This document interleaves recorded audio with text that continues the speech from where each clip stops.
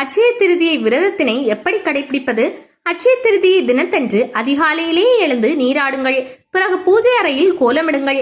அதன் மேல் ஒரு மணிப்பலகையை போட்டு மேலே வாழை இலை ஒன்றினை இடுங்கள். இலையின் நடுவே கொஞ்சம் பச்சரிசியை பரப்பி அதன் மேல் ஒரு செம்பில் நீர் நிரப்பி மாவிலை மஞ்சள் தடவிய தேங்காய் வைத்து கலசமாக்குங்கள். அதனுள் காசுகளை போடுவது, காசுகளை பரப்பி அதன் நடுவே கலசத்தினை வைப்பது எல்லாம் அவரவர் வழக்கப்படி செய்யலாம்.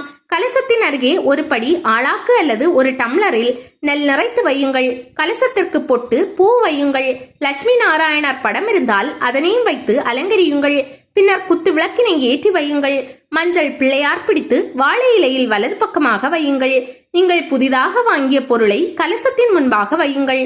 அது விலையுயர்ந்த பொருளாக தான் இருக்க வேண்டும் என்பதில்லை. அட்சய திருதியை நாளில் எல்லோராலும் வாங்க முடிந்த பொருள் ஒன்று உண்டு. அதிக பலன் தருவதும் அதுதான். உப்பு வாங்கி வைத்தாலே போதும், அஷ்டலட்சுமி கடாட்சம் உங்கள் வீடு தேடி வந்துவிடும். முதலில் விநாயகரை வேண்டிக் கொள்ளுங்கள். பின்னர் கலசத்தில் மகாலட்சுமி எழுந்தருளும்படி பிரார்த்தியுங்கள். உங்களுக்கு தெரிந்த விஷ்ணு, லட்சுமி, சிவன், பார்வதி, குபேரன் துதிகளை சொல்லுங்கள் அல்லது கேளுங்கள். குசேலரின் கதையை படிப்பது, கேட்பது, சொல்வதும் சிறந்தது. பின்னர் அவரவர் வழக்கப்படி தூப தீப ஆராதனைகள் செய்யுங்கள். இந்த பூஜையில் பாயாசம் அல்லது சர்க்கரை கலந்த பால் நிவேதிப்பது சிறப்பானது. அன்றைய தினம் மாலையில் சிவாலயம், பெருமாள் கோயில் என்று உங்களால் என்ற தலத்திற்கு சென்று தரிசியுங்கள்.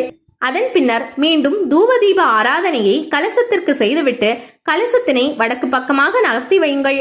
உண்ணாவிரதம் இருப்பது, எளிய திரவ ஆகாரம் மட்டும் உண்பது எல்லாம் அவரவர் வசதி, உடல் நலத்தை பொறுத்தது. கலசத்தினை நகர்த்துவது விரதத்தினை நிறைவு செய்து விட்டதாக அர்த்தம். பயன்படுத்திய அரிசி, கலச தேங்காயை அடுத்து வெள்ளிக்கிழமை பூஜையில் உடைத்து பொங்கல் செய்யலாம். நெல்லை ஒரு முடிச்சாக கட்டி அரிசி வைக்கும் பாத்திரத்தில் வைத்து விடுங்கள். காசுகளை பீரோவில் வையுங்கள்.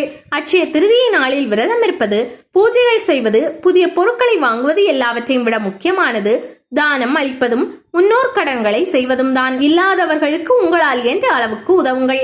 பெற்றோர் பெரியோரிடம் ஆசி பெறுங்கள். நீத்தார் கடன்களை அவசியம் செய்யுங்கள்.